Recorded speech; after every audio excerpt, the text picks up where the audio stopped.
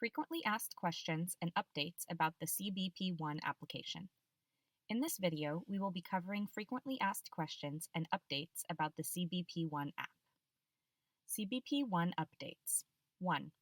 After registering your information with CBP-1, you will have to ask for an appointment every day until you receive notice that you are scheduled to cross. The times that you are able to request an appointment in the application have changed. The time for requesting appointments is now 12 p.m. Eastern Time to midnight Eastern Time, 9 a.m. to 9 p.m. Tijuana time. 2. Groups larger than 10 are no longer allowed. Previously, there was no limit on the number of people that could be part of your CBP-1 registration. Now, CBP-1 will not accept registrations with more than 10 people. If you previously had a registration with more than 10 people, it will be automatically deleted and you will have to split up your group and submit new registrations. Anyone who is traveling together and planning on going to the same address in the United States is able to register as part of the same group for CBP-1. However, if there are more than 10 people in your group, you will have to split up. 3. Duplicate registrations will be inactivated. This means that if you have created multiple accounts, or if your information is included in multiple accounts, the duplicated ones will automatically be deleted. If you know you have multiple accounts, but the duplicated ones have not yet been deleted, you should delete the additional accounts so that you only have one CBP account, as sometimes having multiple accounts can cause your application to be processed slower. CBP-1 frequently asked questions. Can I use CBP-1 from my home country? Do I have to be in Mexico to use CBP-1? You can download the CBP-1 application from any location, including your home country.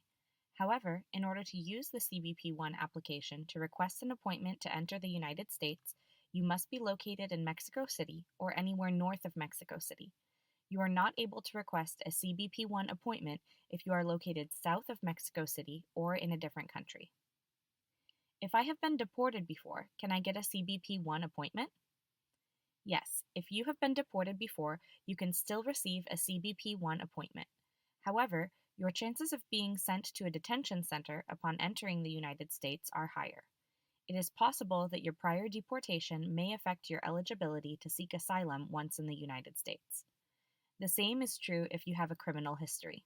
You can still receive an appointment, but after you present for your appointment, your chances of being sent to an immigration detention are much higher. Do I need a valid passport for the appointment? What ID documents do I need for the appointment? You are not required to have a valid passport for your CBP-1 appointment, but you will be required to prove your identity at the time of your appointment using some form of identity document. This could include a passport, even if it's expired, identity cards, or birth certificates. If you do not have the original version of a document, a copy of the document should be sufficient. Make sure it is printed and not just stored on your phone. If you do not have originals or copies of any of the above documents, you should bring any kind of documentation you have to prove your identity. If you are traveling with your children, you should make sure to have their birth certificates to avoid the risk of being separated. Can I use the app if I do not have someone waiting for me or a sponsor in the United States? You are not required to have a family member who can receive you in the United States in order to use CBP-1, but you must have somewhere in the United States where you will be able to live, even if temporarily. There is an emergency contact field that you can fill out in the CBP-1 app. However, it is optional, and you do not need to add an emergency contact if you do not have one or don't feel comfortable providing their information. The CBP-1 app requires you to enter an address for your destination in the United States. This address is where all of your mail correspondence regarding your legal case will be sent, and your immigration case will be scheduled at the court closest to this address. You will want to provide an address that you will be able to receive mail at. If you change your address before entering the United States, you can inform the CBP agents during your appointment of your new address. If you change your address after entering the United States, you will need to fill out a form notifying the courts of your address change. If your new address is far away from where your court is scheduled, such as in a different state, you may need to contact an attorney to request that the location of your court is changed. Otherwise, you will be required to travel to the location where your court was originally scheduled, which can be expensive. Can someone help fill out the CBP One app? Al otro lado can't provide assistance with filling out your application. However, if you have questions about how to use the application, please see our step-by-step video guide on how to use CBP One. A friend or family member is welcome to help you fill out the application.